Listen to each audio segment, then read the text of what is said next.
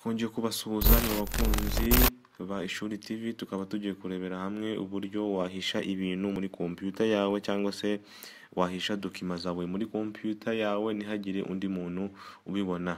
Nkuko umukunzi wacu yari yabidusabye, aho yagize ati muri comments kuri video yacu, aho yagize ati muraho, dukunda amasomo mutugezaho aradufasha cyane, gusa nabasabaga ko mwatwigisha uburyo umuntu yahisha dokima ze cyangwa se amabanga ye muri computer ntihagire undi muntu wazibona. Murakoze. Tukaba rero tugiye kubirebera hamwe mu kanya. Mu minota mike rero tukaba tugiye kurebera hamwe uburyo umuntu yahisha amafoto, amavideo cyangwa se dokima ze cyangwa se inyandiko ze muri computer cyangwa se muri laptop ye ntihagire undi muntu ubibona, bitewe nuko adashaka ko hari undi muntu wabibona. Nta kindi ukora rero, uragenda ukajya kuri iyo folder cyangwa se iyo foto cyangwa se iyo video cyangwa se iyo nyandiko, ugakanda kuri buto y'iburyo kuri mouse yawe cyangwa se kuri suri yawe. Wamara gukanda kuri suri y'uburyo ukaza hano hasi kuri properties, ugakandaho hakaza akatablo kameze gutya, ugahita uza hehe, ugahita uza kuri hano handitse ngo hidden bivuze guhisha.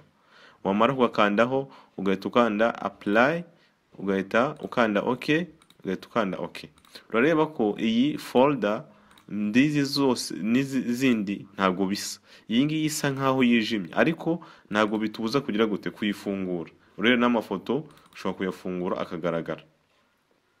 Rero ntabwo kuyihisha biba byarangiye, ahubwo ni nka etape ya mbere cyangwa se ni nk'intambwe ya mbere duteye mu kurangiza igikorwa cyacu cyo guhisha ino folder. Urareba hano handitse ngo amafoto rimwe, amafoto kabiri, amafoto gatatu, amafoto kane. Iyi folder y'amafoto kane niyo dushaka guhisha. Iyo tugiye gutera intambwe ya kabiri mu guhisha ino foto yacu, uyikandaho. Urareba ko hano hejuru handitse ngo home, share, view na manage. Wowe uza hano kuri view, ibijyanye na view no kureba, ugahita uza kuri hano handitse ngo options, ugahita ukandaho. Hahita haza kandi kantu hasi kanditseho ngo change folder and search options, ukagakandaho. Hagahita haza kandi gatablo ka folder options.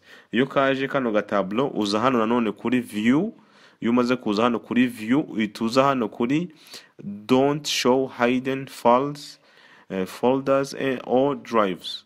Ugahita ukanda hano, ugahita ukanda OK. Bishatse kuvuga rero ko ushobora guhisha files zawe, folders zawe ndetse na drive. Kwa kundi hano urera dufite drive, local disk D cyangwa se local disk E. Ibyo byose ushobora kubihisha bitewe nuko udashaka ko umuntu abibona.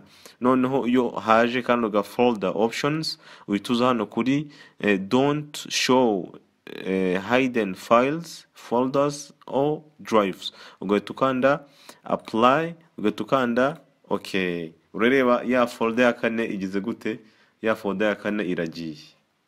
Urareba iyo umuntu yinjiye hano handitse ngo pictures, hano mu mafoto araza akabona folder imwe, folder ebyiri, folder eshatu. Imwe ya kane yagiye.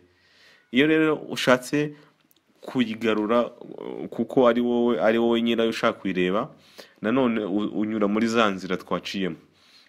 Winjira muri iyo folder irimo izo folder zindi cyangwa se iyo disk irimo izo folder zindi cyangwa se irimo ayo mafoto wahishe cyangwa se inyandiko wahishe.